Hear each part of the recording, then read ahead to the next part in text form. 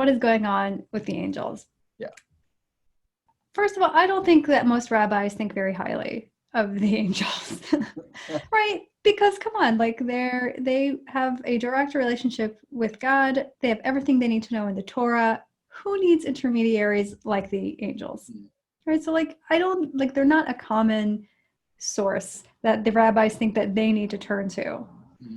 But occasionally there are things that happen in the invisible realm, and the rabbis need some informants, right? So their most common informants from the realm beyond what is visible is, like I mentioned, Elijah, right? Elijah seems to talk to the rabbis pretty often, right? I like to tell students he's like the ancient Santa Claus. He just like seems to be like around and checking in and transmitting knowledge. The angel of death, right? He's not named, but he does often seem to be someone that the rabbis learn from. And then you have these cases where they seem to be talking to Suriel. I just remember there's also like one case of like a Catriel. There's like this angel that's in the temple and that a rabbi saw a vision of. But these aren't very common. But I think once in a while, I think the rabbis are willing to admit that they are aware of the angels in the invisible realm. And sometimes they're willing to also admit that the angels have something to teach us.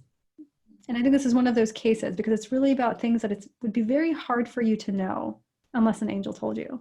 Well, what's really curious to me and deeply fascinating is what we see in Nedarim 20a is what's discussed there are things that no human can see or otherwise know.